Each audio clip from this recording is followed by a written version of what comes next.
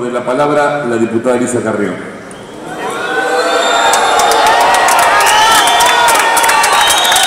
Disculpen, si vuelven a... Disculpen. Nosotros, en caso de persistir la dificultad para que los legisladores hagan uso de la palabra, tenemos que desalojar la sala. Con mucho gusto, el público presente asiste al debate. Le pedimos el respeto que se merecen todos los legisladores en el uso de la palabra. Muchas gracias. Toca lo que se siente. Señor presidente, el año pasado nosotros tuvimos oportunidad ya estamos al punto del desacato de dictar una ley facultando al Poder Ejecutivo a negociar con los soldados. En ese momento dije expresamente que la Argentina estaba corriendo detrás de algo que a esta altura era inevitable. Estoy hablando del año pasado.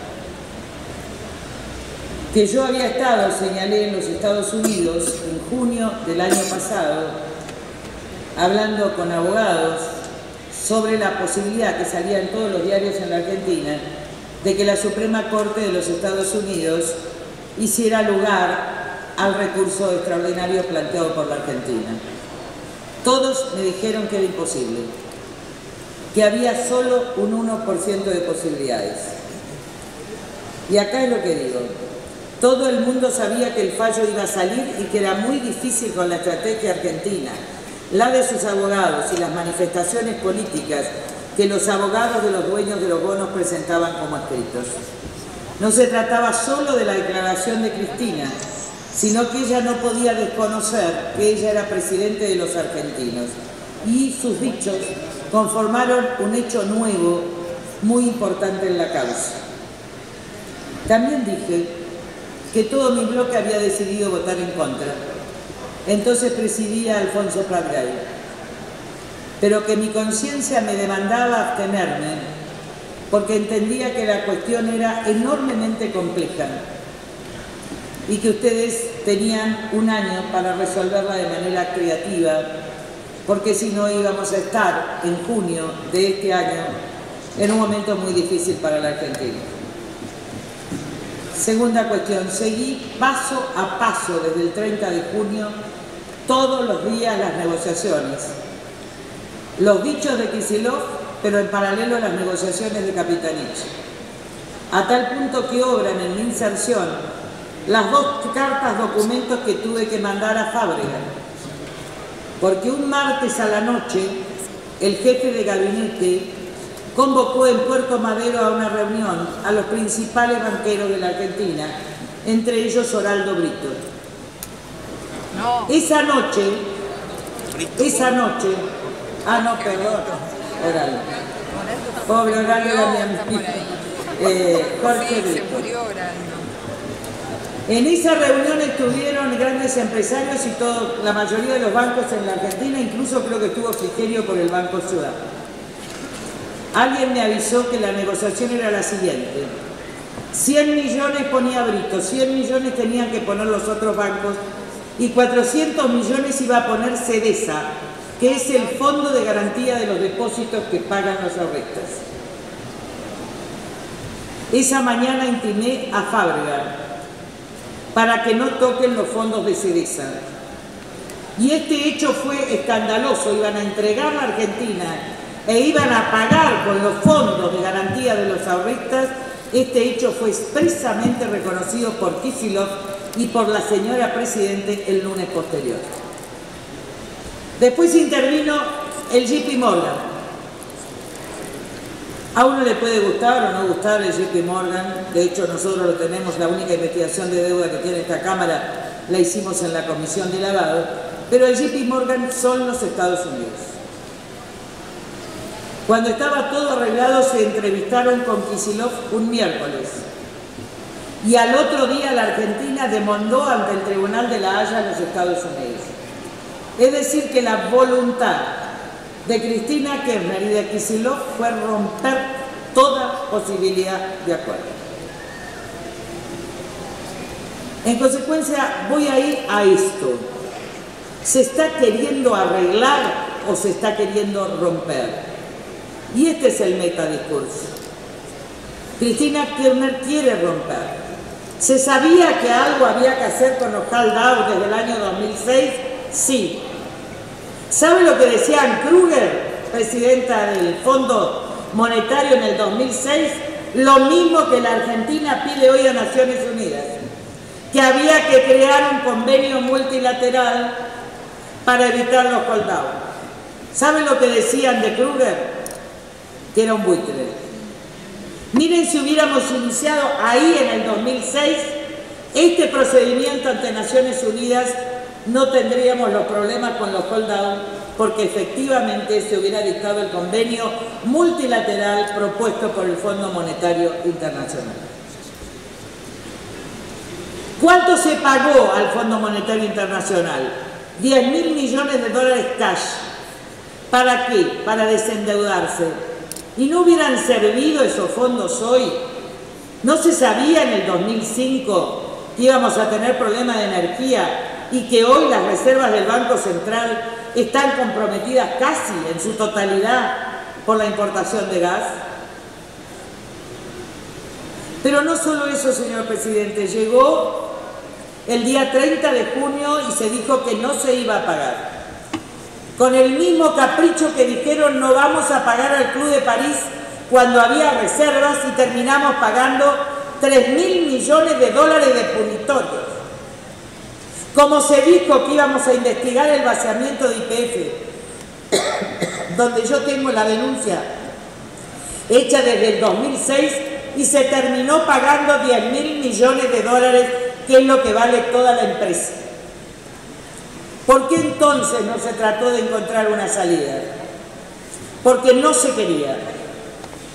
Hay que hacerle un juicio por mala praxis a los abogados de la Argentina, que es el mismo estudio de abogados que contrató Cavallo para el Megacáncer.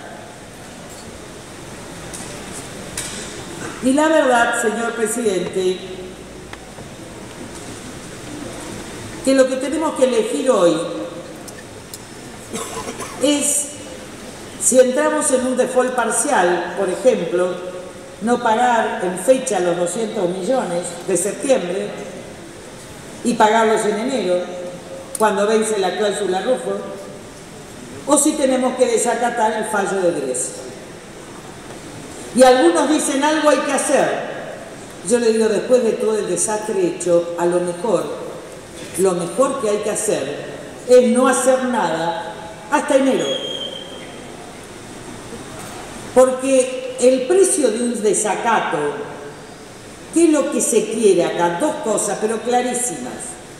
Primero, cómo desacatar la orden de un juez, bueno, malo, pero de un fallo firme de una corte a la que nosotros nos sometimos.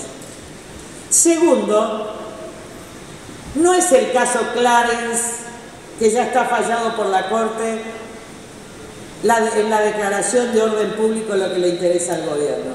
Lo que le interesa a la señora presidenta y a Kicillof y al jefe de gabinete es que con una ley de orden público ellos se eximen eventualmente de responsabilidad penal por lo que vayan a hacer. Es decir, que tienen impunidad. La ley es, como dijo la procuradora, necesitamos la palabra de orden público. Quiere decir, necesitamos una declaración expresa del Congreso para no ser sometidos a la justicia penal. No de este país solamente, de cualquier país. Y lo que estamos tratando acá es si le damos impunidad penal o no al señor Kicillof. Esto es la necesidad de invocar Clarence. Yo voy a, no sé cuánto falta, yo entiendo que la situación es difícil. Yo viví el aplauso del default con Cristina aplaudiendo acá de Rodríguez Serra, con toda la cámara levantada aplaudiendo.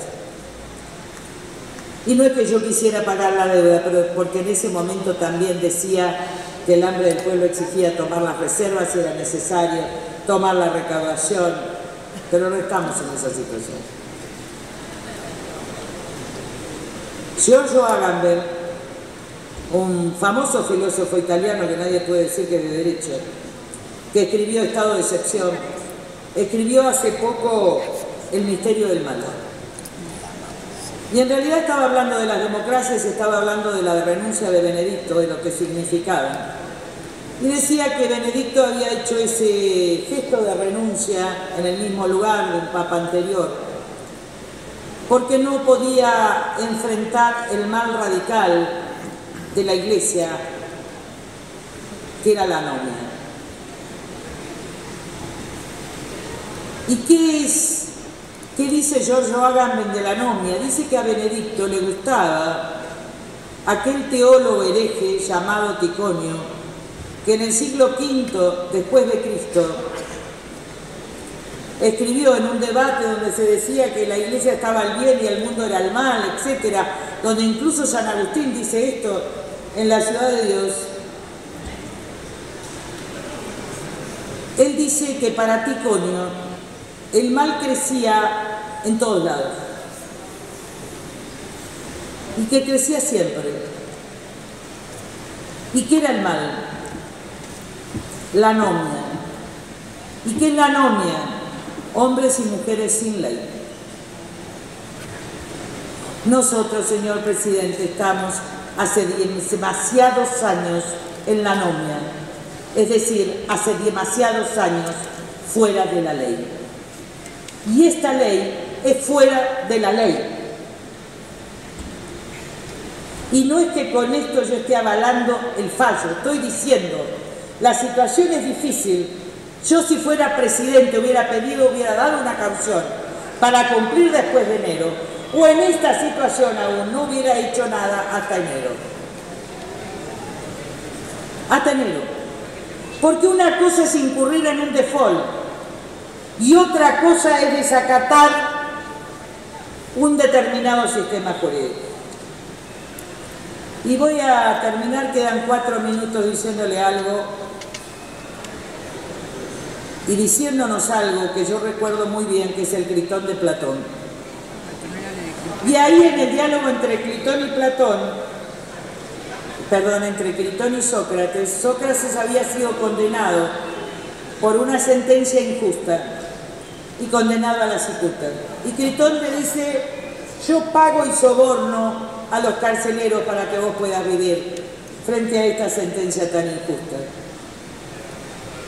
Y Sócrates le dice que prefiere morir en la cicuta a desacatar las leyes donde nació y vivió. Eso se llama ética del cumplimiento de la ley.